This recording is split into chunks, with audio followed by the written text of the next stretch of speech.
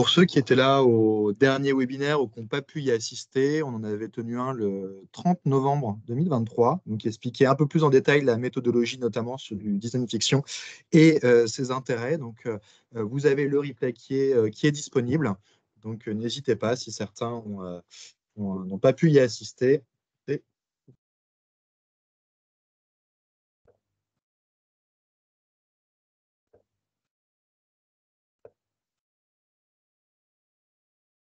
Et puis, si jamais vous étiez là lors du précédent webinaire, n'hésitez pas à nous laisser un petit mot dans le chat. Comme ça nous permettra de savoir un petit peu s'il y a des fidèles ou s'il faut qu'on reprenne un petit peu les bases pour que tout le monde soit un petit peu à la même hauteur.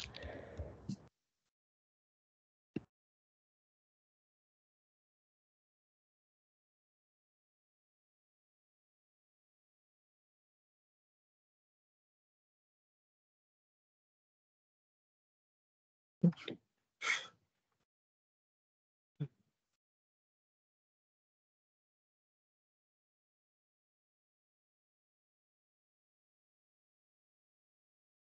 vous propose qu'on commence. De toute façon, on a des premières minutes sont surtout introductives, hein. C'est pour rappeler quelques éléments de méthodologie et on ne rentrera pas tout de suite dans le vif du scénario.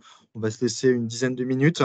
Donc, ça laissera le temps en tout cas aux retardataires ou à ceux qui pouvaient se connecter plus tard de nous rejoindre. Alors, donc comme vous l'avez dit la dernière fois, donc on a eu un premier webinaire le 30 novembre dernier, donc expliquer la méthodologie. Et donc là maintenant, l'objectif d'aujourd'hui, ça va être de représenter notre premier scénario, notamment. Premier scénario qu'on va justement détailler dans les minutes qui viennent. Peut-être en préalable quelques mots de présentation pour ceux qui n'étaient pas là au webinaire précédent. Donc Arnaud Havé, moi je suis directeur à SIA Partners. On est un cabinet de conseil en stratégie et management avec un accent très fort sur les innovations technologiques, notamment les data science, mais aussi des innovations technologiques avec du design, des sciences comportementales, mais également aussi d'autres expertises un peu plus thématiques en tout cas. Et justement, on a Solène, qui est l'une des représentantes des multiples expertises qu'on a à SIA. Et je te passe la main, Solène. Merci beaucoup. Alors effectivement, parmi toutes les équipes qui existent chez SIA Partners, moi je fais partie de l'équipe SIA Experience et plus précisément de l'équipe Design collaboratif. Mon métier consiste à concevoir et animer des temps de travail collaboratifs. Et puis, on fait aussi un petit peu d'accompagnement. On fait des formations sur les outils du design et de l'intelligence collective. Et on s'intéresse aussi un petit peu au design fiction. Donc, vous allez pouvoir le découvrir dans les prochaines minutes.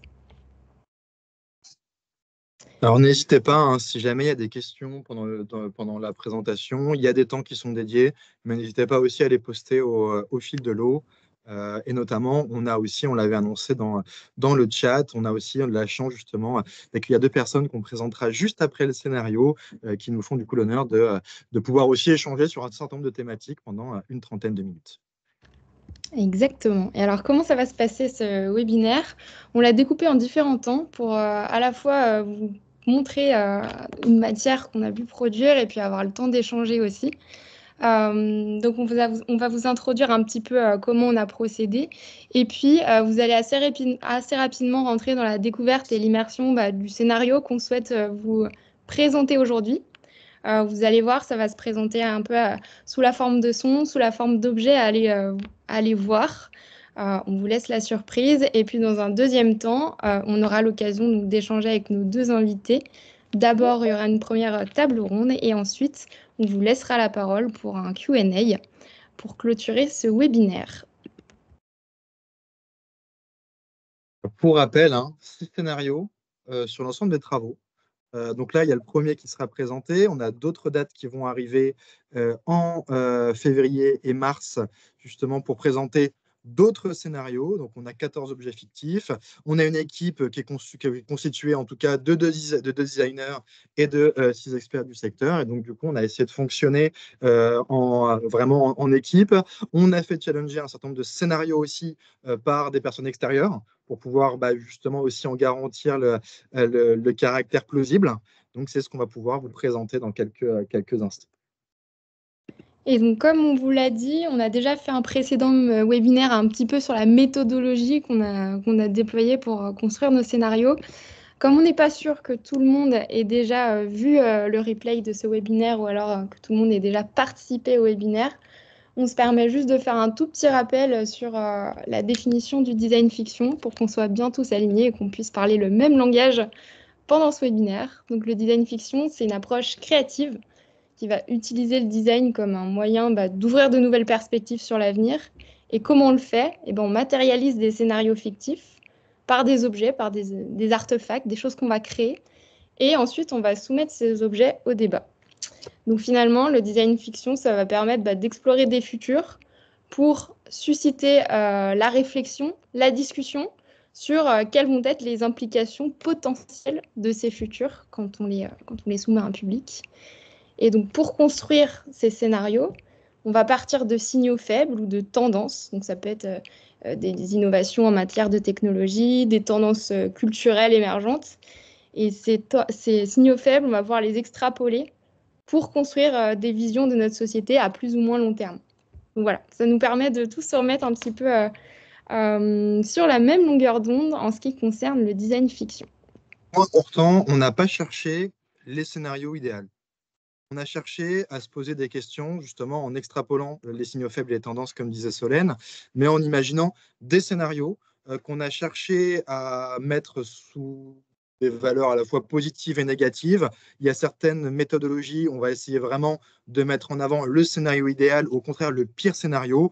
Là, on a eu plutôt une approche assez neutre, et donc c'est tout à fait voulu, en tout cas, sur les différents scénarios qui ont été mis en avant.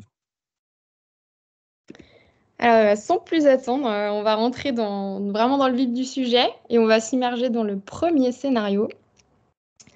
Et donc pour cela, moi je vais laisser la main à Eileen Go, qui était dans l'équipe la personne en charge de piloter, de suivre ce scénario. Donc Eileen, je te laisse la parole pour l'introduire. Oui, alors moi c'est Eileen, je suis consultante à SIA. Et effectivement, j'ai eu les premières idées de ce scénario qu'on a ensuite construit tous ensemble. En fait, dans ce scénario, on vient à la rencontre de deux sexagénaires, Nicolas et Céline, qui vivent dans un monde surconnecté. Et donc, ils ont un suivi quotidien de leurs données de santé. Et ils ont même des recommandations personnalisées d'un médecin virtuel.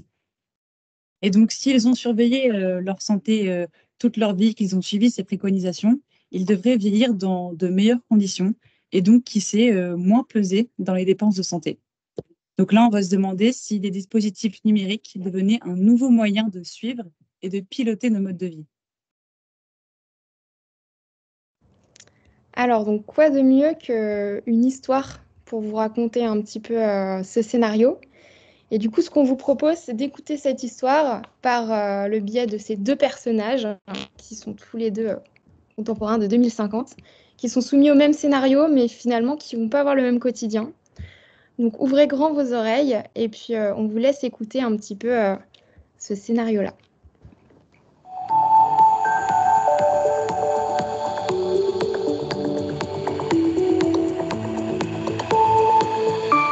Radio Futur, les nouvelles de votre avenir.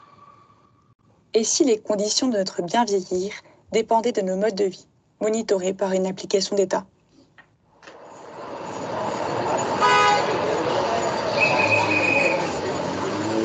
« 6 heures du matin, Nicolas se réveille avec le bruit des premiers bus et taxis. En ce matin de juin 2050, il ressent de plus en plus les résultats de sa vieillesse. Rhumatisme, douleurs musculaires, fatigue. Il attrape ses lunettes et allume une cigarette. Ses notifications journalières arrivent. Nicolas, au vu de vos activités personnelles, il est préconisé un rendez-vous de prévention pour le cancer du poumon. Cliquez sur la notification pour. Il éteint son téléphone et se dirige vers la salle de bain.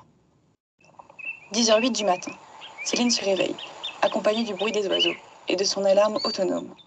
On peut dire que Céline est une femme connectée, Son pouls et ses signaux nerveux sont mesurés toute la nuit grâce au capteur de son tout nouveau lit et elle est réveillée seulement lorsque son corps est prêt. À peine debout, elle allume la télévision pour son sport matinal, personnalisé selon ses besoins. C'est une publicité de la nouvelle mise à jour du média qui l'arrête dans sa course. Céline reste toujours autant impressionnée par cet outil révolutionnaire. Le média est une intelligence artificielle qui permet de conseiller, en fonction des données de santé de l'utilisateur, un soin adapté. Celui-ci peut être médical comme de la prescription de soins ou même alimentaire et sportif lorsque certains dépassements sont réalisés. Céline, félicitations! Vos apports en vitamines de la veille ont permis de vous faire grimper de 5 789 678 à 7 789 679 points santé. Votre achat concernant votre nouveau matériel de musculation Musclor 3000 vous fait augmenter de 100 points. Elle déverrouille son téléphone, un grand sourire aux lèvres. Nicolas n'est pas aussi touché qu'elle par ce phénomène technologique. Dans sa salle de bain, il ne se regarde plus dans le miroir. Il n'a jamais apprécié son visage de plus en plus ridé. Nicolas n'a pas eu une vie facile. Il s'est séparé de la mère de ses jumeaux seulement quelques mois après leur naissance. Il déménage donc à la capitale et trouve un travail dans son domaine d'études, le développement web. Ses enfants sont nés en pleine forme, cependant, l'un d'eux développe un asthme sévère suite à ce changement d'environnement. Afin de subvenir aux soins du média pour son fils, il a dû prendre un second travail en soirée. Entre les visites chez le médecin, les activités des enfants et ses 2 jobs, Nicolas a couru contre le temps et n'a pas vraiment pu s'occuper de lui. Céline, au contraire, adore se regarder dans la glace. Depuis qu'elle a souscrit aux séances de psychologie du média, elle a appris à aimer ses cheveux grisonnants et ses muscles affaiblis. Sans enfant, elle a mené une vie calme dans un village du sud de la France. Air frais, sport journalier, soleil à volonté. Elle n'a jamais eu de problème de santé. Ancienne professeure d'histoire, Céline a toujours aimé suivre le chemin d'une citoyenne lambda. Concours d'enseignement réussi, rendez-vous médias respectés, préconisations médicales écoutées. Et aujourd'hui, dans cette ancienne ferme en pleine campagne qu'elle a pu s'offrir à l'âge de la retraite, elle en ressent les bénéfices. Nicolas n'a pas eu les mêmes possibilités. La capitale polluée était son moyen d'obtenir du travail rapidement. Et comment suivre la trentaine de préconisations journalières suggérées par le média, lorsque même cuisiner un repas sain n'est pas toujours envisageable? Après le départ de ses 2 enfants du foyer familial, ce développeur web à la retraite profite aujourd'hui d'un repos bien mérité dans son petit appartement parisien, au 6e étage, sans ascenseur. Pour ces 2 jeunes retraités, il devient important d'envisager une maison de retraite adaptée. Seulement, ce choix n'est plus entre leurs mains. Ou ne l'est-il pas? Depuis 35 ans, la France a investi plus de 7 milliards d'euros dans le nouveau plan santé numérique. Les actions se sont axées vers la prévention et l'étude de données patients afin de diagnostiquer de possibles complications médicales. En 2026, les cabines de téléconsultation sont devenues obligatoires dans chaque entreprise. Chaque utilisateur a donc pu effectuer des contrôles réguliers et se voir recommander des actions personnalisées, comme de la prise de vitamines ou un régime plus adapté. Après des années de collecte de données et d'utilisation de celles-ci à des fins de recherche, le ministère de la Prévention et de la Solidarité, anciennement ministère de la Santé et de la Prévention, en collaboration avec le CNRS, ont sorti en 2033 le fameux outil révolutionnaire MedIA. La prescription de soins devient ainsi possible, ainsi que le suivi d'un patient de sa naissance à sa mort. En 2037, il n'est plus accepté de mourir d'un cancer fulgurant et inattendu. La population survit plus longtemps, plus sainement, et les hypocondriaques vivent un rêve éveillé. Cependant, la part de la population âgée représente un point culminant de 24% de la population française. Les places en institution pour la vieillesse se font rares. En 2040, l'État instaure donc une nouvelle dérogation. Un citoyen méritant aura accès privilégié aux soins dispensés pour la vieillesse. Un autre moins bon élève se verra placé sur une liste d'attente. Il accumulera des points santé tout au long de sa vie en fonction de son respect pour sa santé. Notre professeure méritante se voit donc offrir un superbe complexe de retraite. Vue sur mer, soins quotidiens, bains relaxants. Plus dans les terres, ce sera l'habitat de notre développeur web. Chambre double partagée, ratio d'un personnel soignant pour 20 patients et une cantine peu ragoûtante. Pour le ministère, Nicolas n'a pas souhaité jouer le jeu. Ses supposées soirées endiablées en boîte de nuit, ses parts de pizza à 5 h du matin car il avait un petit creux, ou encore ses rendez-vous quotidiens dans la cabine de téléconsultation la plus proche, non respectée, l'ont mené à un vieillissement moins idéal. Sinon, Comment expliquer le fait qu'il ait été toujours réveillé à cette heure de la nuit, ne mangeait pas aux horaires convenables, ou bien n'aurait pas ses rendez-vous?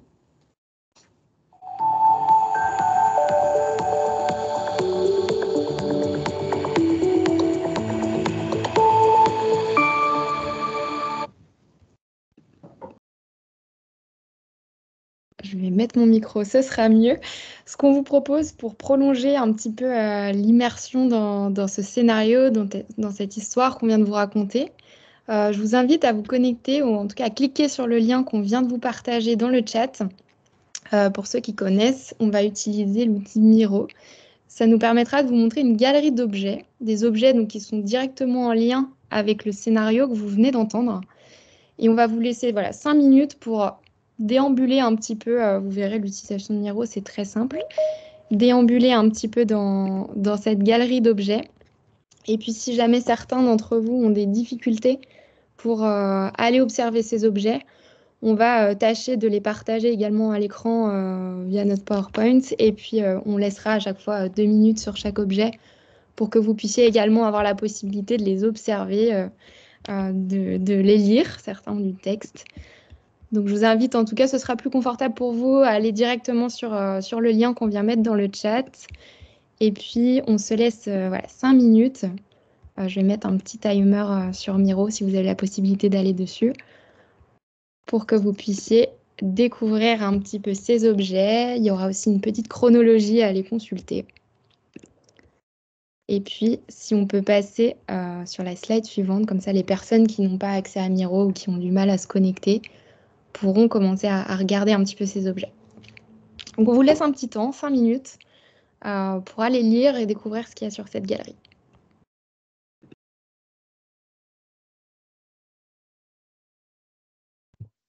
Alors, n'hésitez pas, si jamais il y a des difficultés à accéder, à nous mentionner, à nous faire remonter. Si c'est le cas, on basculera de toute façon à peu près toutes les minutes, minutes 30. On changera d'artefact, ce qui vous permettra d'en prendre connaissance progressivement.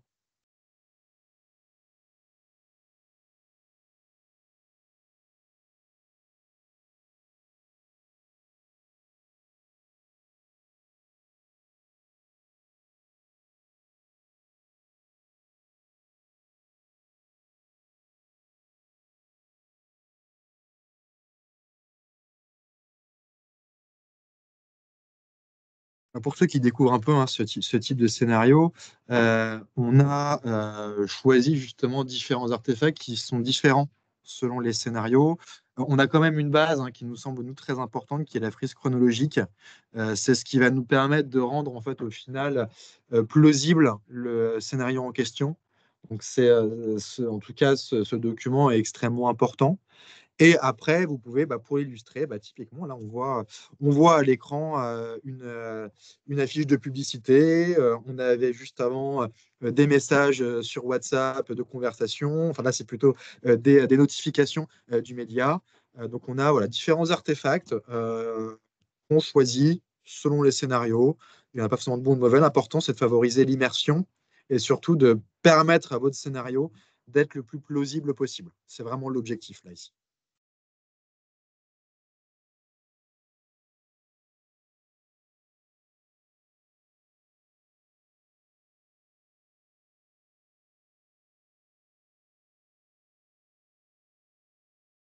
Ceux qui arrivent en cours de route, on va peut-être remettre le lien sur le Miro. On est en train de partager les différents artefacts qui. Voilà, tac.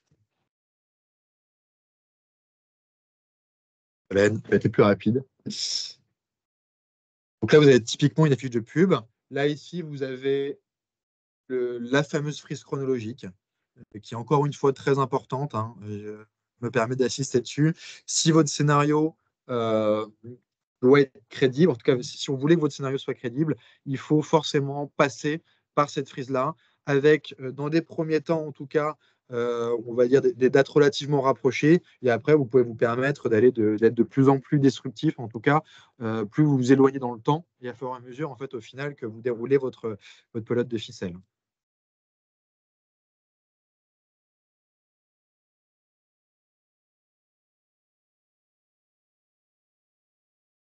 Vous verrez sur les scénarios qui seront présentés ultérieurement. On a essayé de varier aussi les artefacts. On a des offres d'emploi, notamment, par exemple. On a des images aussi, beaucoup, qu'on a générées sur certains scénarios, qui étaient moins pertinents, en tout cas sur celui-là.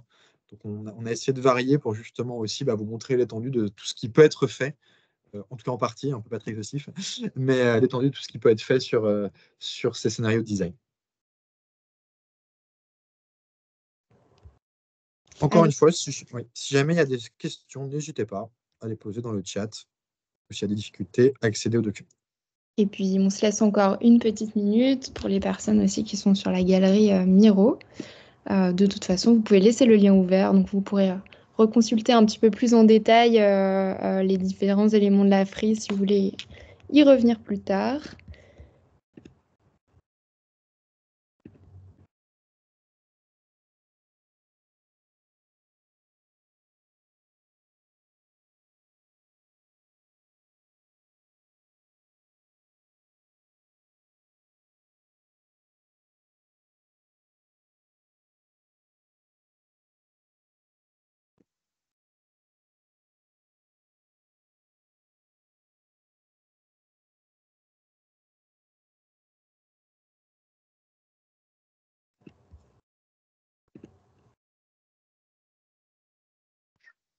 Je Alors, on propose va de passer. quelques Tu laisses petits... encore un tout petit peu. Voilà, c'est fini, parfait.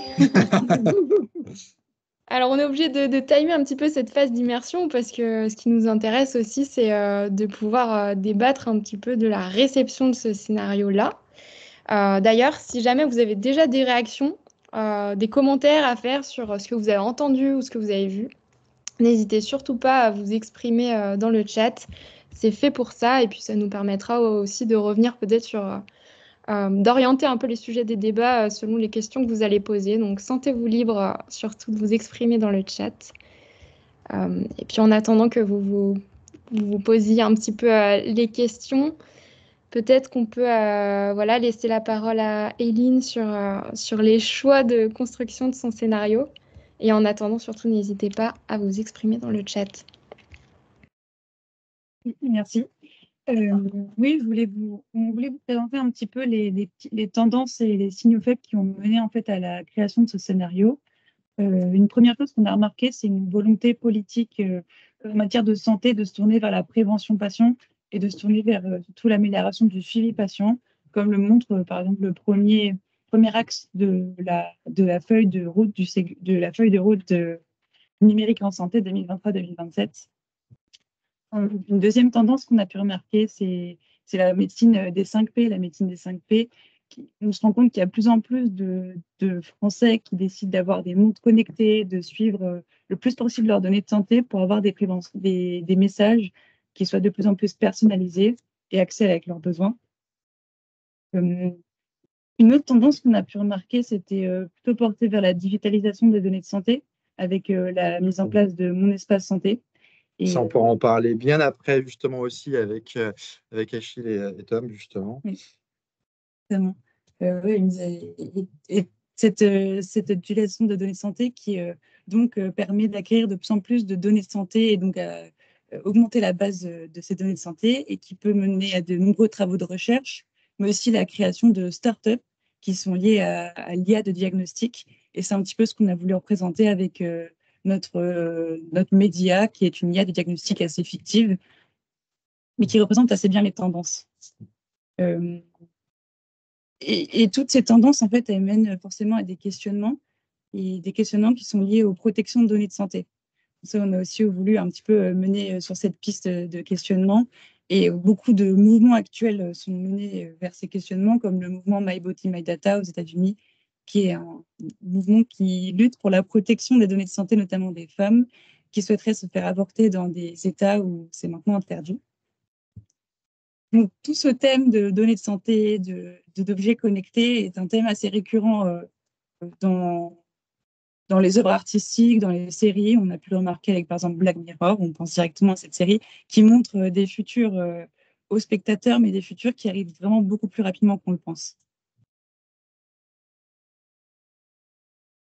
On va peut-être passer du coup à la partie suivante, notamment sur commencer la table ronde au final, parce que justement, ces thématiques-là, l'équilibre entre le bien-être d'un individu, sa liberté de choix, quelle protection garde-fou pour garantir au final que les données qu'on numérise actuellement puissent être toujours utilisées à bon escient demain, comment au final les données de santé et leur utilisation peuvent améliorer les modes de prise en charge, et aussi il y a une véritable question qui est derrière, avec tous ces usages, comment favoriser l'adoption. Et justement, pour répondre à ces différentes questions, en tout cas en débattre, parce que vous en doutez bien, on pourrait y passer un certain temps. On a l'honneur du coup d'avoir deux personnes qui viennent participer et en tout cas donner leur avis sur ces questions-là, qu'on va bien sûr laisser se présenter. Donc Achille Lerpinière et Thomas Jossoin. Je ne sais pas lequel des deux veut commencer à prendre la parole pour se présenter. Vas-y Tom, galanterie. Superbe. Bonjour à tous, donc Thomas Jossoin, je suis un des dirigeants de Lunabi Studio. Donc on fait des applications mobiles depuis que les stores existent, donc depuis plus de 11-12 ans. Et donc on fait des apps plutôt B2C, donc on s'adresse au grand public. Et on a été amené à faire notamment Tous Anti-Covid pendant la crise Covid. Donc initialement Stop Covid, puis Tous Anti-Covid. Et donc on a travaillé notamment avec les équipes d'Achille. Belle transition, ça c'est Voilà. On sent l'habitude. Du coup, oui, Achille Lerpinière, donc je suis DSI de la région Île-de-France depuis mars de l'an dernier. En fait, j'ai quitté le ministère de la Santé à la fin de la crise Covid, au sens urgence du terme. C'est assez marrant parce que du coup, dans la timeline, j'ai aidé à construire le Health Data Hub pendant un an, pendant sa préfiguration. Et après, je suis allé à la Direction générale de la santé juste avant le début de la crise Covid pour piloter les SI de santé publique. Et puis, avec le Covid qui est arrivé, j'ai piloté Tous Anti-Covid, le pass sanitaire, le SI de dépistage, le SI de vaccination. Et j'ai aussi participé du coup à la feuille de route du numérique en santé. Là, il y a marqué plutôt 2023. En réalité, la première feuille de route, on a travaillé en 2021 et elle a été mise à jour en 2023. Donc voilà, c'est des sujets qui m'importait pas mal avant. Là, j'en fais un peu moins, même si la région, on a quand même la prérogative sur toutes les formations sanitaires et sociales pour toute la région Île-de-France. Donc, on a encore pas mal de sujets autour de la santé et surtout des métiers parasanitaires, on va dire, sur lesquels on n'est pas encore allé jusqu'à faire une app, mais on commence déjà à avoir des plateformes, des outils informatiques et digitaux pour essayer de piloter ces formations sanitaires et sociales et puis d'essayer d'aller chercher les métiers en tension. Et je pense que sur ces sujets de vieillissement, on aura de plus en plus de métiers en tension dans les années à venir. Et donc, c'est intéressant de commencer déjà à se projeter, je trouve. Alors peut-être la première question qu'on peut peut-être vous poser, c'est quel parallèle vous pouvez faire entre le scénario dans lequel on a pu s'immerger juste avant, et puis vos propres expériences ici professionnelles. Quel parallèle vous pouvez faire entre ces deux pans-là? Nous, la différence, c'est qu'on traçait tous les déplacements au centimètre près et qu'on écoutait toutes les personnes. Donc là, je ne le vois pas. Ça me paraît assez light comme application. On a été gentil sur la construction. Non. Le parallèle qu'on peut faire, c'est plutôt sur la partie, et puis je laisserai Tom répondre, mais on a quand même passé sur les 2 ans et demi du projet près de 20% de notre temps à répondre aux craintes des citoyens, des ministres, des différentes oppositions, des journalistes. Et je pense que dans tout projet innovant, et encore plus autour de l'IA, et dans le domaine de la santé, en fait, il faut considérer que même la meilleure idée, elle va se prendre un mur politique, mur presse, mur grand public.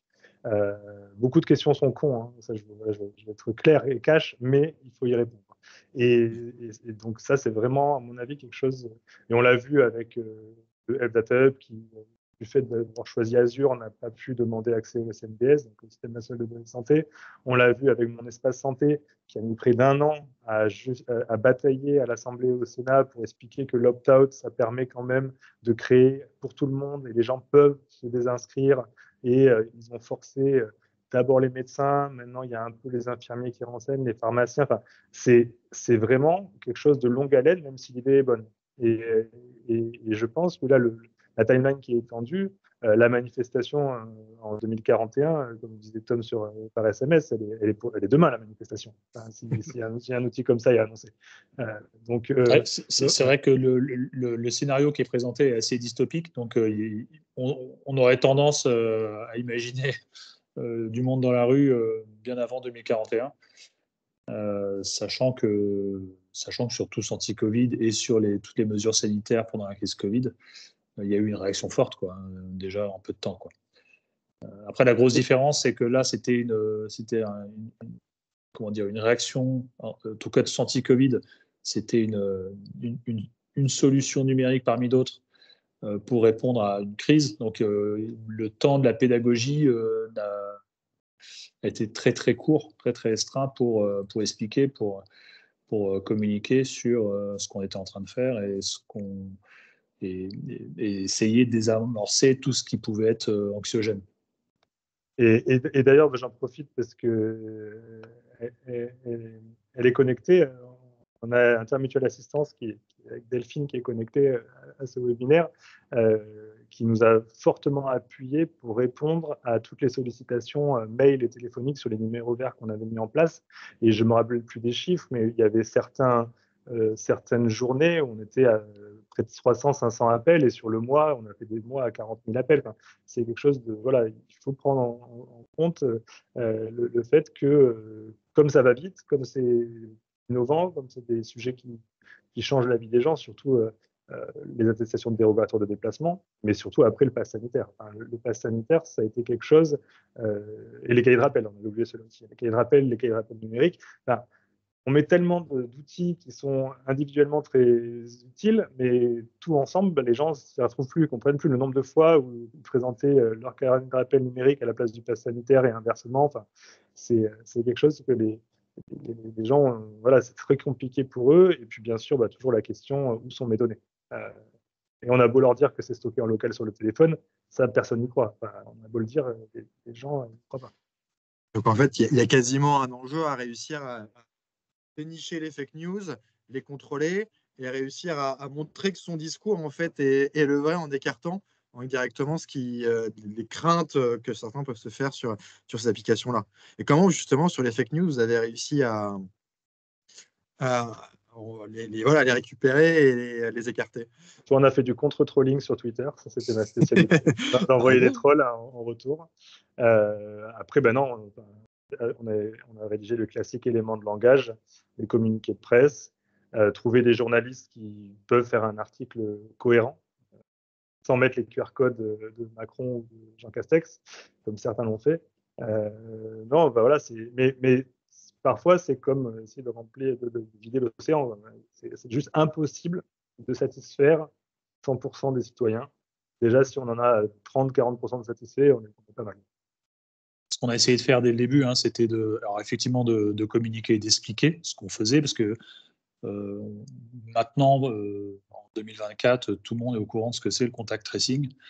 En 2020, je pense qu'il n'y avait qu'au ministère de la Santé qu'on était au courant du concept de contact tracing, et il a fallu éduquer sur le sujet, expliquer. Et c'est vrai qu'entre le mot contact et le mot tracing, c'est deux bases anxiogènes, en tout cas pour le grand public, et c'est normal d'ailleurs. Enfin, je veux dire, forcément, si on découvre le concept. Et on a essayé dès le début d'avoir certains points qui encadraient et qui étaient censés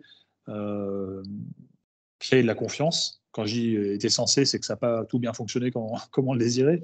Le premier point qui a plutôt fonctionné, c'était le fait d'être open source. Donc tout ce qu'on a fait sur les applications, initialement Stop Covid, était open sourcé avant même le lancement de l'app sur les stores. Donc plusieurs jours, même de mémoire, peut-être 2 semaines avant le lancement, on avait commencé à open sourcer les premiers composants. Et le jour J, on avait tout open sourcé. Donc les personnes qui avaient la compétence pour aller regarder, comprendre ce qui était fait, pouvaient aller ouvrir le capot et regarder dessous ce qui était fait. Et donc ça, c'est censé, le fait de faire preuve de transparence, les plus honnêtes parmi les experts dans le monde du développement étaient capables d'aller voir et de certifier que c'était bien fait. Et on en a eu d'ailleurs. Alors en général, ce n'était pas ceux qui s'exprimaient de manière le plus publiquement, c'était ceux, on a eu plein de messages du monde de la tech pour nous dire que c'était top, qu'ils avaient regardé. On a même eu des candidatures chez nous parce qu'ils avaient regardé le code open source de l'app et ils ont trouvé ça super et ils ont voulu nous rejoindre. Donc comme quoi, il y a des gens qui sont allés regarder. Nous, ça nous a créé un stress positif, c'est-à-dire qu'évidemment, mettre open source ce qu'on fait, il faut faire des choses d'autant plus propres, encore plus propres que d'habitude, parce qu'on savait que ça allait être regardé de près. Donc il y avait ça. Après, en deuxième point, il y avait la CNIL, c'est-à-dire que parmi le cadre de ce projet, on avait la CNIL qui est venue faire plusieurs fois des audits. On était ultra transparent, évidemment, de toute façon, avec la CNIL, on peut que être transparent, mais en tout cas, on leur a montré tout ce qu'on faisait. Et aussi, on les a inclus un peu aussi dans les réflexions des évolutions, etc. Donc, de ce point de vue-là, avec les équipes qui faisaient les audits, ça passait très bien. Et l'ANSSI sur la partie cyber aussi. Exactement. Et effectivement, j'allais venir aussi sur l'ANSSI, tout le travail qui a été fait de manière super intense. Pour rappel, on a mis 8 semaines pour faire une application. La première version a été faite en 8 semaines. Entre le premier jour, on s'est tapé dans la main sur ce projet. On ne se connaissait pas, personne ne se connaissait sur le projet. C'était une grosse équipe projet, évidemment, qui a impliqué beaucoup de monde. Et 8 semaines après, on était prêt pour être sur les stores. Et donc, on a été aidé très, très fort par l'ANSSI, effectivement, par les équipes de l'ANSSI pour sécuriser au maximum sur les aspects chiffrement, pour sécuriser et protéger la vie privée des utilisateurs. Donc ça faisait partie des règles du jeu très contraignantes. Sur des projets d'applications mobiles, en général, on n'a pas autant de contraintes pour faire les choses de manière impeccable d'un point de vue privacy, et donc protection de la vie privée et sécurité. Et donc tout ça, toutes ces briques que je viens de lister, il y en avait d'autres, mais c'était les briques principales. C'était pour éviter d'avoir effectivement des fake news qui circulent. Et puis il faut savoir que les experts sanitaires qui parlent en France, tout le monde s'en fiche. Enfin, les complotistes diront que professeur Salomon dit n'importe quoi, c'est professeur Raoult qui a raison. Les Américains disent qu'il faut boire de la javel. Enfin, les experts dans le domaine de la santé, les gens sont contre-fiches, globalement. Voilà. Ça, c'est aussi important à avoir en tête. Et justement, là, si on se projette un peu à l'avenir et qu'on se pose la question des garde-fous potentiels, parce que là, on est clairement dans une optique où on digitalise de plus en plus nos données. Ça permet, du coup, ça facilite la coordination, ça facilite un certain nombre de prises en charge. Donc, les bienfaits sont clairement avérés. Mais par contre, si on se projette dans quelques années, comment, au final, quel garde-fou, alors vous en avez cité quelques-uns, hein, mais quel garde-fou on pourrait mettre en place pour s'assurer que les données qu'on digitalise aujourd'hui ne se retournent pas contre nous dans 10 ans, comme ça peut être le cas, par exemple, aux États-Unis, dans les États qui sont revenus sur l'avortement? La première chose, c'est si on veut vraiment sécuriser la donnée, il ne faut pas la faire tourner dans un cloud, il faut la faire tourner on-prem.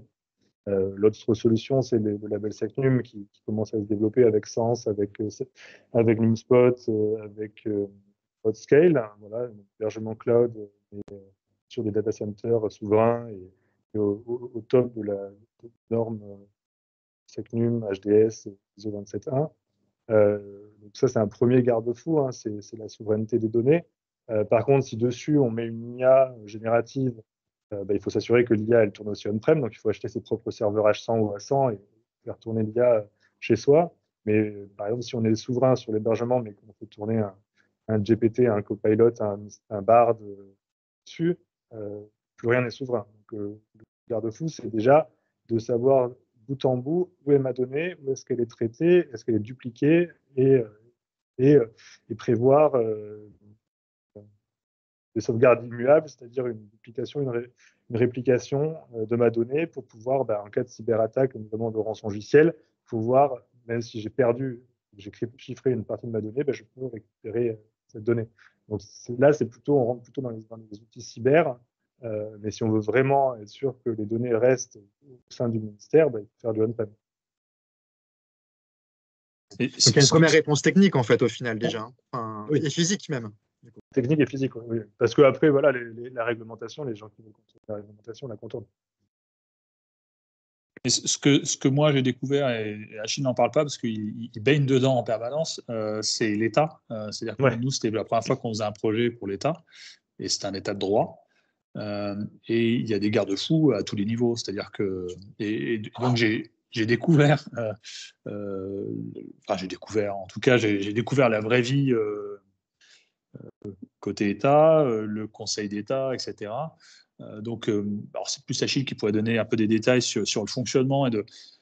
Pour info, par exemple, le petit fun fact, Stop Covid, ça a été la première app mobile qui est passée devant l'Assemblée nationale et qui a été votée. D'ailleurs, c'était pas impossible que l'Assemblée nationale vote contre et que finalement le projet qui était prêt, d'ailleurs à ce moment-là, de mémoire, ça devait être le 10 mai ou mi-mai 2020, l'Assemblée nationale a voté oui pour Stop Covid. Et tu as oublié, oublié le Conseil constitutionnel qui oui, effectivement. Et donc là, on a commencé, nous, à découvrir les garde-fous, c'est-à-dire que quand vous faites un projet innovant, agile pour une start-up, avec l'État, c'est pas pareil. Et c'est pas pareil pour des bonnes raisons. C'est-à-dire que le bashing classique de l'État, ils sont lents, etc. Quand on voit de l'intérieur, en fait, on comprend pourquoi c'est plus lent, c'est normal. Et tous ces garde-fous font que, personnellement, je suis assez serein sur ce qui est fait par l'État. Il peut y avoir des erreurs qui sont faites, mais si c'est une erreur qui passe entre plusieurs mailles du filet, finalement, à mon avis, ça fait partie de l'exception. Donc, quelque part, ça limite peut-être l'innovation, ça ralentit, quoique sur tous anti-Covid, on avait pu faire beaucoup de choses, et assez vite. Mais effectivement, on est dans un état de droit, donc il y a des contraintes vertueuses pour ne pas dériver vers des scénarios trop dystopiques. Donc des garde-fous institutionnels en plus de garde-fous techniques et physiques, en fait, indirectement.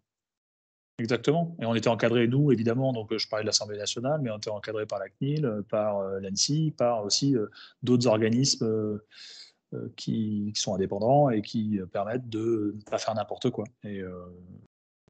Et vraiment, c'est tant mieux. C'est-à-dire que je suis plutôt positif sur le fait que l'État fonctionne comme ça. Mais c'est vrai que tant qu'on n'a pas passé quelques années à travailler avec l'État, on a du mal à comprendre ce qui se passe. C'est pour ça que j'en parle, parce que je pense que c'est intéressant à partager. C'est-à-dire que tous ces garde-fous permettent de ne pas faire n'importe quoi. Et donc, c'est plutôt rassurant côté citoyen. Je pense que les citoyens ne sont pas assez informés de comment ça fonctionne dans la vraie vie côté État, mais ça fait qu'on ne fait pas n'importe quoi. Et pour autant, je pense que on sait aussi innover quand on fait un projet pour l'État.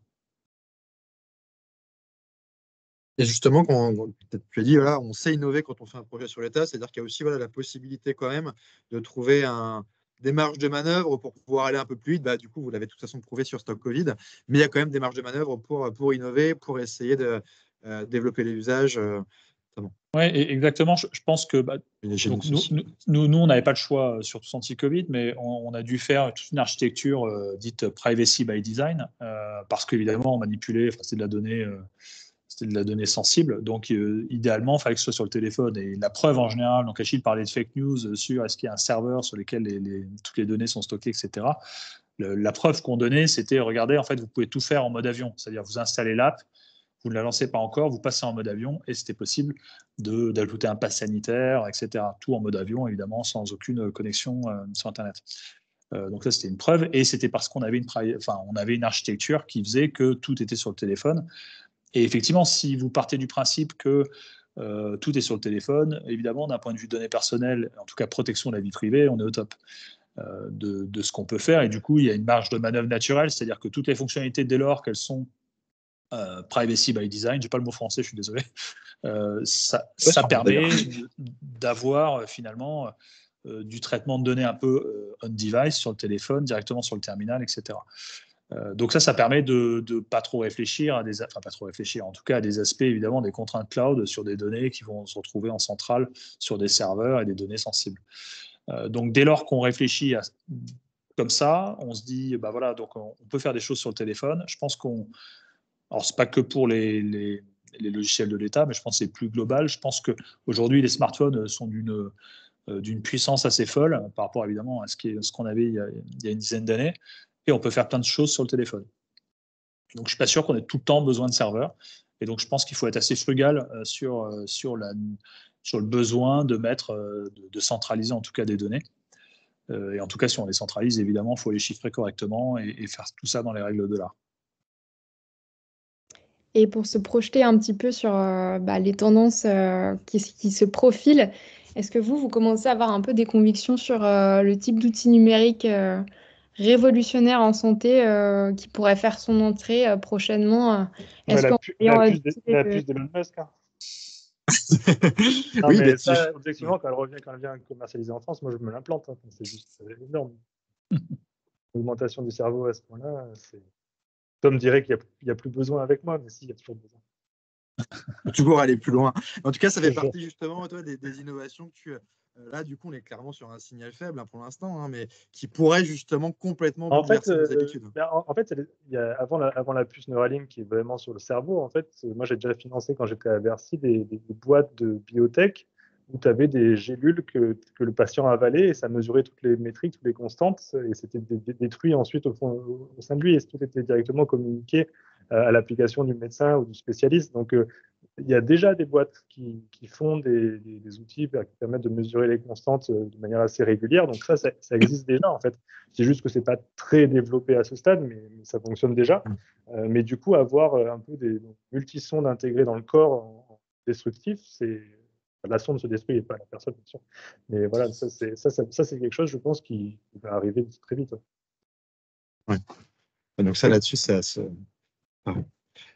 Et justement, Tom et toi, est-ce que toi, tu as d'autres idées que les puces aussi dans ce que tu peux voir, en tout cas dans l'industrie actuellement, on va dire, en très niveau de l'expérimentation?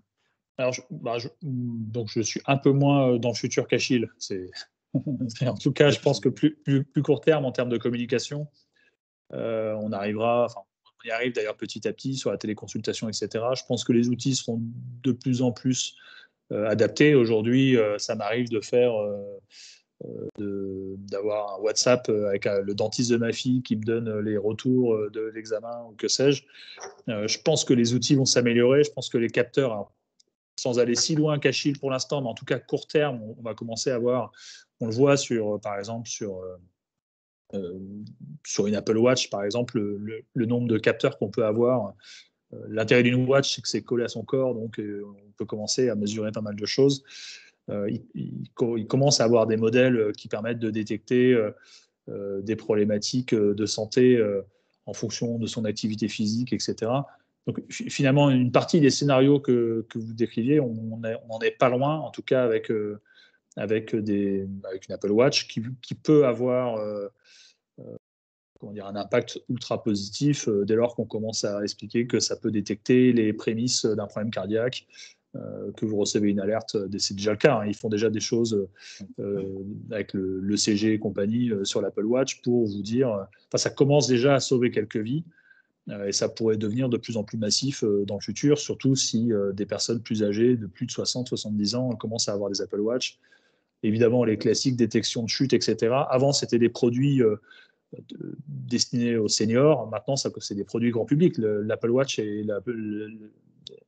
la montre la plus vendue au monde. Enfin, juste pour comprendre que c'est peut-être le dispositif finalement de santé le plus vendu au monde qui est collé directement à votre poignet, quoi.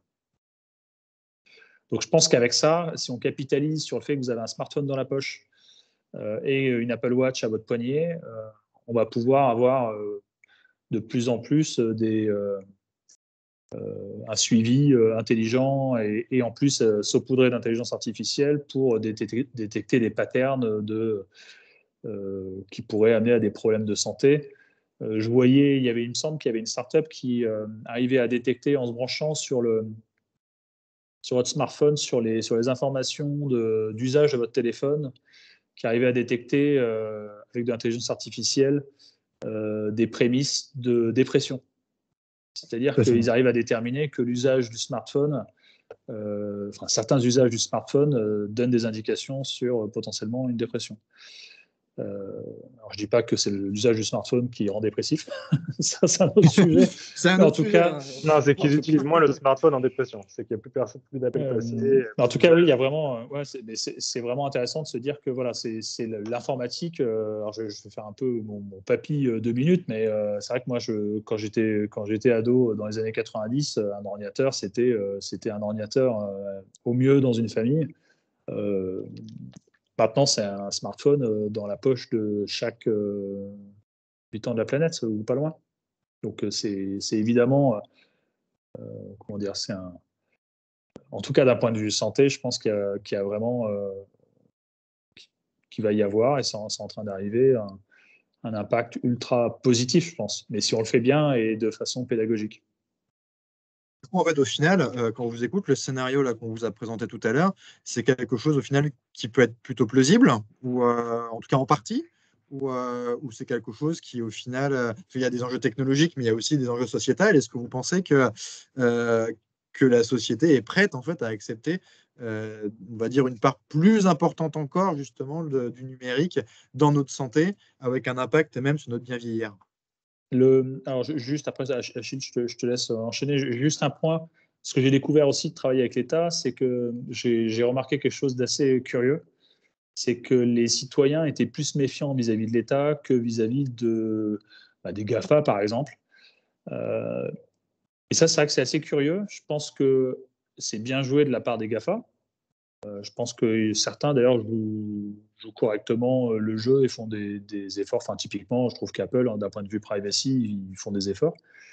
Mais de se dire que finalement, on fait plus, on se méfie plus de l'État, je trouve ça triste, en fait. Je ne sais pas ce que ça veut dire et j'ai pas creusé le sujet plus que ça, mais ça m'a vraiment étonné de me dire qu'ils font plus confiance. Typiquement, des exemples assez drôles.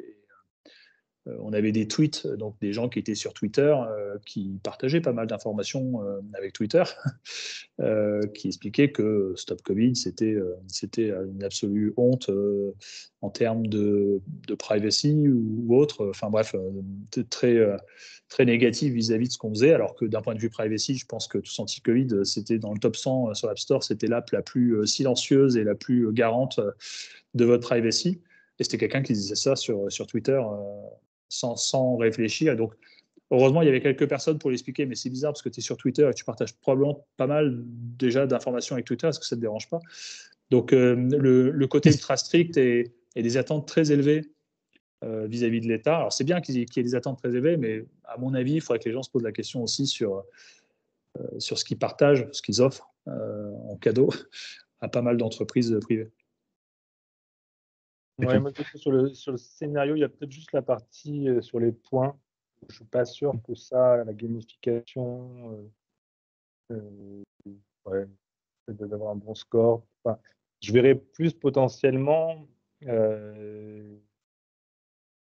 comment dire, que les données conservées par l'État sur les différentes actions préventives faites par la personne au cours de sa vie soient plus comme des trimestres de retraite qui feraient baisser les coûts d'accès à des chignots, des EHPAD, des trucs. Voilà. Ce serait plutôt en fonction de ce qu'ils ont fait dans leur année, que ce soit pas une gamification avec des points qui apparaissent et que tout le monde voit, mais que ce soit plutôt conservé en base pour que les remboursements des soins soient plutôt faits par rapport à la capitalisation faite durant la vie, comme c'est le cas pour les retraites. Le tourner un peu plus comme ça, là, je trouve que ça fait plus de sens. C'est déjà le cas quand on demande à être dans une mutuelle à partir d'un certain âge et qu'on nous fait 15 000 questionnaires de santé et qu'en fonction des réponses et de l'âge, la mutuelle ne coûte pas le même prix. C'est la même chose, sauf que là, ce serait directement à la source. Donc, ça veut dire quasiment un scénario, en fait, au final, par exemple, tu es fumeur, on le sait depuis que tu as 30 ans, tu as ton cancer du poumon, donc du coup, paf, prise en charge dégradée, en tout cas, une partie qui te revient, en fait, au niveau financier, en quelque sorte. C'est ça, ouais, c'est l'idée. Là, c'est le scénario plus dystopique. Moi, je suis moins... ça fait un peu scoring chinois, sans vouloir stigmatiser, en tout cas, des pays autoritaires. Il ne faut pas le tourner comme un malus, mais comme un bonus aux autres. C'est-à-dire que tu as un remboursement socle, qui est le remboursement, je sais pas, actuel, 30%, 60%, suivant les pathologies et les actes. Et ceux qui ont fait plein d'efforts toute leur vie sont mieux remboursés, dans ce sens-là plutôt. Le plus positif. Ouais, c'est ça. C'est vers à moitié. Moi, ce que je vois pas mal, en tout cas, je pense que le numérique devrait ne pas participer à l'individualisme et monter les uns, avoir un côté assez destructeur d'un point de vue nation, quoi, et sociétal en tout cas. soit plutôt quelque chose qui rassemble. Voilà, enfin, en tout cas, je pense que c'est quelque chose à travailler assez fort, en tout cas, pour éviter des effets pervers je crois que personne n'a envie d'avoir dans la société. Je pense qu'il y a déjà pas mal de challenges assez monstrueux à affronter dans le futur, pour pas en rajouter. Par contre, je trouve l'effort de prévention, c'est toujours mieux de faire de la prévention que de soigner, en tout cas si la prévention peut éviter d'aller à l'hôpital ou autre, quoi. Donc je pense que l'aspect prévention est effectivement en tout cas, je pense que l'État peut faire quelque chose avec toutes ces données et effectivement avec des IA souveraines pouvoir avoir en tout cas un impact positif sur la santé des gens, quoi. Et ça peut être l'assurance maladie telle qu'on la connaît aujourd'hui qui se transforme numériquement pour accélérer la prévention, ouais. Et la rendre d'autant plus en innovant et en utilisant les outils qu'on commence à avoir tous entre les mains. C'est très clair. Je remercie Jean aussi qui a partagé une thèse sur le métal et la chair, qui du coup, qui a l'air très. Je ne connais pas personnellement, en tout cas, mais qui a l'air très, très intéressant, très instructif. Elle est formidable, hein, ça vaut vraiment le coup. Il y a un résumé qui doit faire 20 ou 30 lignes, puis après vous avez quelques centaines de pages, c'est un pur délice. Justement, qu'est-ce que vous en avez pensé, vous, si vous souhaitez prendre la parole, évidemment, on ne dit personne, mais qu'est-ce que ça vous a inspiré, ce scénario? Alors, je suis malheureusement arrivé en retard, donc du coup, je n'ai pas vu la présentation du scénario. J'ai entreaperçu une notion de compte à point, je ne sais pas jusqu'où le scénario allait dans cette direction-là. C'est quelque chose que j'ai eu l'occasion de regarder il y a un peu de temps et je suis persuadé que c'est la bonne direction parce que plus fondamentalement, je suis persuadé que ce n'est pas le numérique qui apportera des solutions. C'est les innovations sociales, servicielles, et le numérique les facilitera. Mais je pense que pour poser la question, tiens, smartphone, Apple Watch ou Metaverse, je pense que c'est pas comme ça qu'on peut avancer, parce qu'on va se retrouver confronté à ce que disait Achille tout à l'heure, c'est-à-dire le blocage immédiat par des tas de gens qui, à tort ou à raison, créeront moins de choses, et puis ça ne permettra pas d'avancer. Et la deuxième réflexion que je voulais partager avec vous, c'est que quand on dit l'État, on pense toujours aux administrations centrales. Or, moi, je suis persuadé que les innovations servicielles, organisationnelles, elles interviendront surtout sur ce champ-là, dans les territoires, surtout dans les territoires qui ont les moyens de se lancer dans des projets innovants. En particulier, je pense au territoire des Yvelines, par exemple. Ou à la région Île-de-France. Et qui se trouve aussi dans la région Île-de-France. En Seine-Saint-Denis, d'une autre manière, avec d'autres approches, d'autres moyens. Mais pourquoi pas aussi les Hautes-Pyrénées, hein, on n'est pas obligé de rester en région Île-de-France. Pourquoi pas la Réunion, pourquoi pas la belle île de Corse. La plus belle. Non, mais par exemple, en région montagneuse, on sait très bien qu'on a des délais d'accès aux établissements de santé qui font que peut-être plus vite qu'ailleurs, on fera développera la santé à domicile de la personne vieillissante, par exemple. Oui, et puis notamment sur la partie télémédecine, on a des dispositifs organisationnels qui sont très innovants, justement, qui ont été mis en place notamment en Corse, pour faciliter justement la prise en charge de certains patients en zone montagneuse. Et donc là, on a des dispositifs organisationnels qui vont aussi intégrer, du coup, qui dit aussi télémédecine, on va aussi dire outils numériques. Et là, c'est vrai qu'on a des beaux exemples, on a le numérique, l'organisation qui se creuse et qui permet d'améliorer la prise en charge. Alors, pour rebondir sur ces sujets, on a une question de Pauline dans le chat qui demande: et qu'en est-il de l'accès à toutes ces technologies? Quel impact ça aura entre ceux qui n'auront pas accès à une Apple Watch et ceux qui ne veulent pas en acheter? Tant pis pour eux. La prévention, ça sera pour d'autres personnes. Non, mais on peut imaginer aussi que si on va vraiment dans cette dystopie, les montres connectées soient offertes par l'État. Enfin, C'est pas la première fois que l'État a offert des masques, l'État a offert des vaccins. L'État peut très bien offrir des montres connectées chinoises à 5 €, ça fonctionnera. Non, mais c'est vrai, pas chinoises du coup. Mais...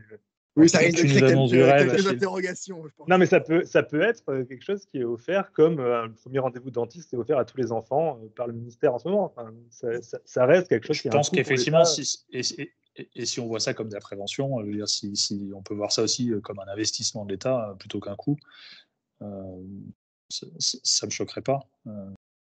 Mais encore une fois, je pense que la pédagogie, en fait, en gros, il faudra amener ça de manière un peu subtile et sur un temps assez long, ce qu'on n'a pas eu sur la crise Covid. Mais je crois assez fort que personne. Et pourquoi l'Apple Watch fonctionne aussi fort, c'est notamment pour la santé. Je pense que toute personne de plus de 40 ans commence à se dire tiens, ce serait pas mal que j'ai. Si je peux avoir une montre qui m'annonce que j'ai un problème de santé imminent. Voilà, je pense que c'est des solutions quand même qui peuvent changer la vie. En tout cas, la vie en bonne santé. Il y a des mécanismes de prise en charge aussi qui sont portés au niveau ministériel, au niveau de différents opérateurs qui permettent aussi d'appuyer la prise en charge et le déploiement de certains usages. On a notamment la télésurveillance où on a du coup une prise en charge aussi qui est en train de se mettre en place. Donc il y a une possibilité en tout cas aussi pour les pouvoirs publics d'accompagner ces nouveaux usages et pourquoi pas justement typiquement sur une Apple Watch ou en tout cas sur un autre dispositif, avoir pourquoi pas des financements publics.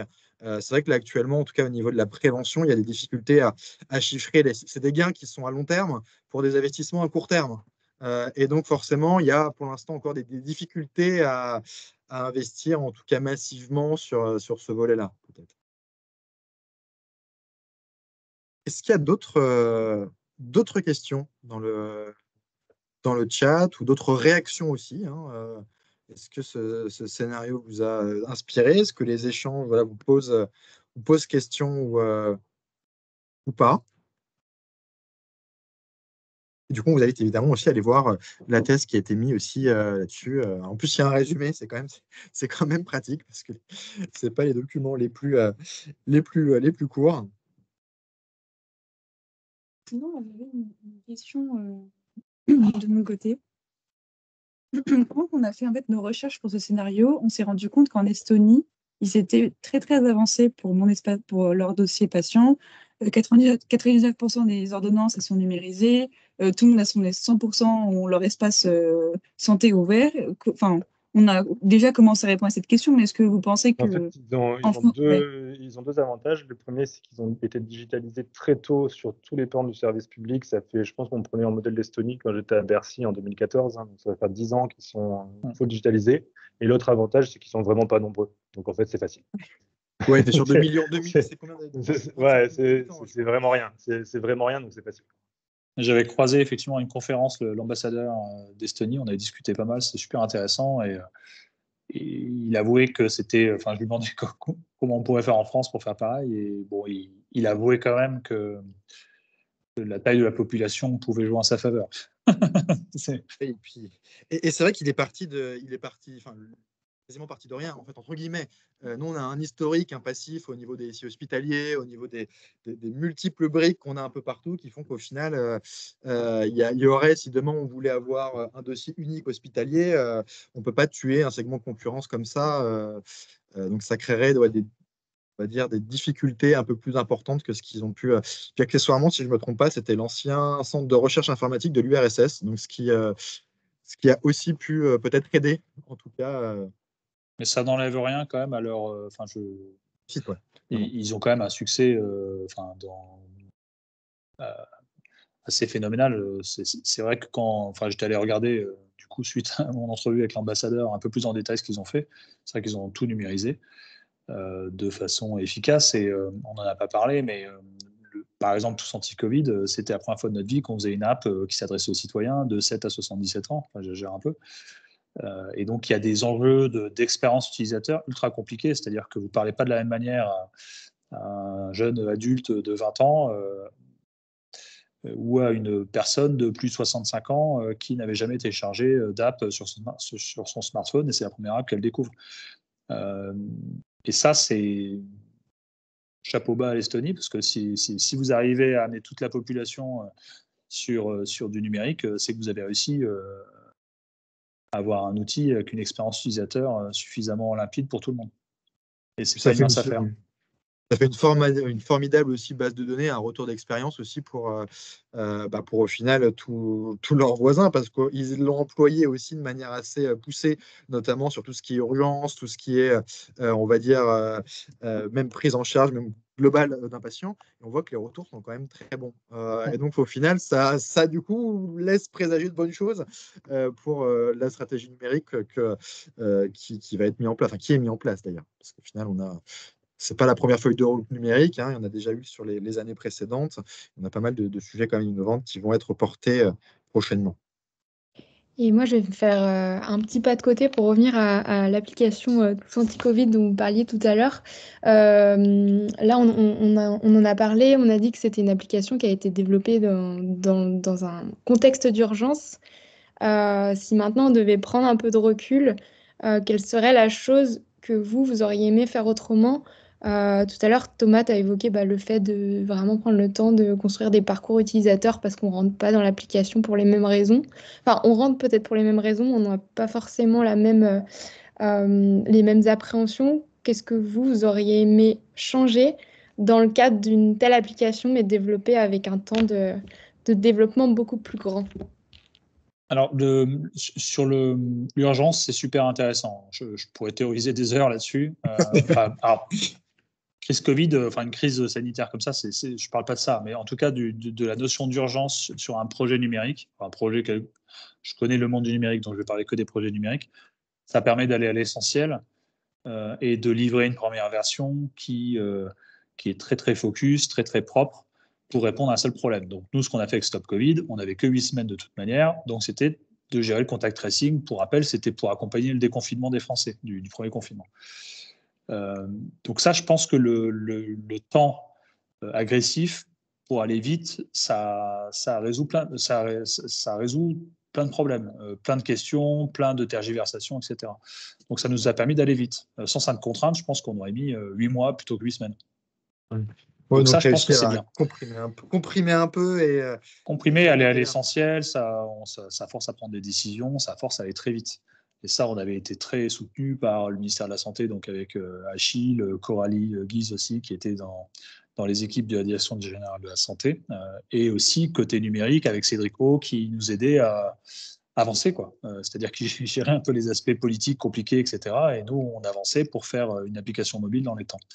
Donc ça, je pense que c'est top. Et ensuite, on a itéré. Donc après, vous avez vu Tous Anti-Covid, on a rajouté des fonctionnalités, des services qui rendaient, on va dire, tous les reconfinements, etc., moins pénibles, qui a permis d'aller boire des bières en terrasse plus rapidement grâce au pass sanitaire, etc. Et ça, c'est le numérique qui l'a permis finalement d'avoir des usages un peu simplifiés pendant une période compliquée. C'est une période compliquée et je ne pense pas que ce soit évident de faire plus simple.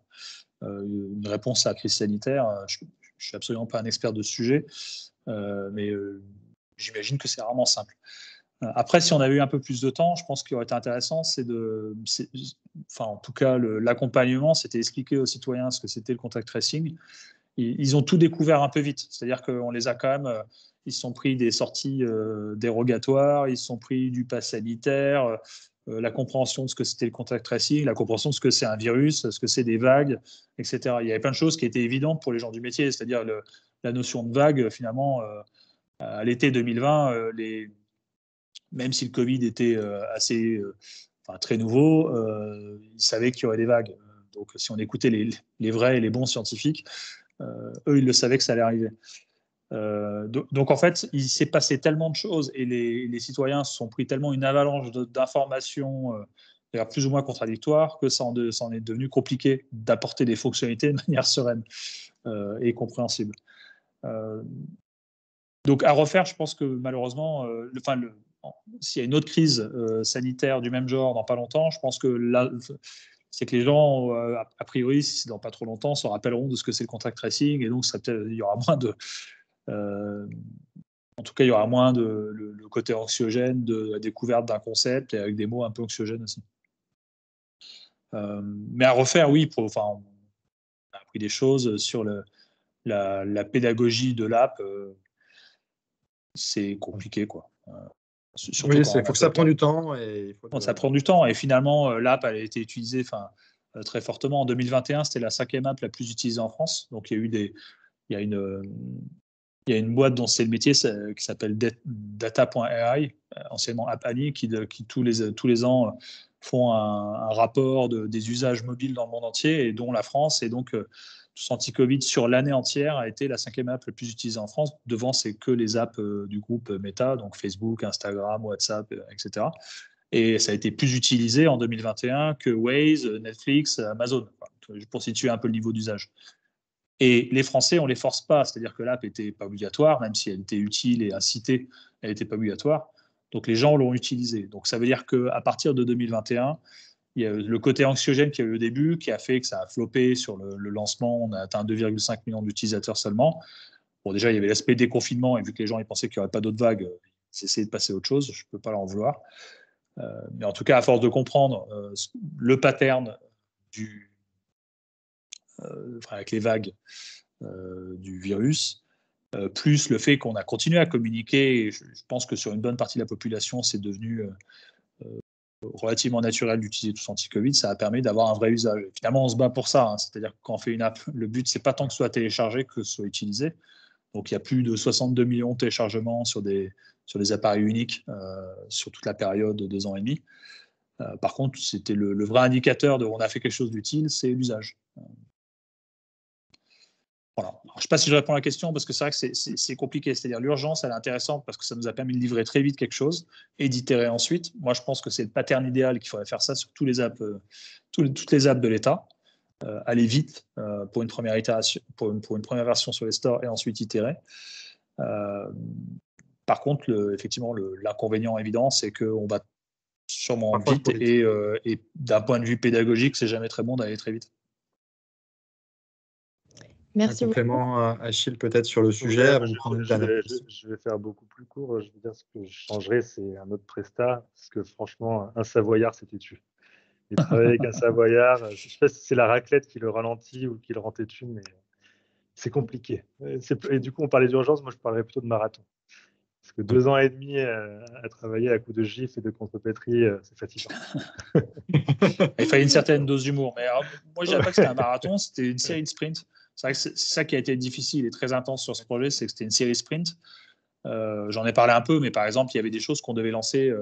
En fait, dans le monde classique du développement logiciel, on a rarement un lancement d'une fonctionnalité le jour J à 23h59. On a eu plein des comme ça, grâce notamment au ministère de l'Intérieur.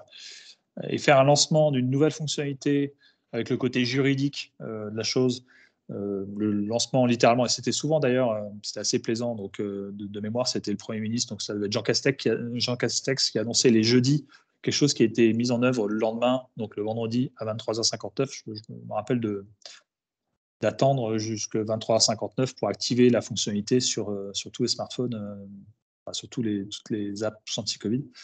Et donc ça crée vraiment...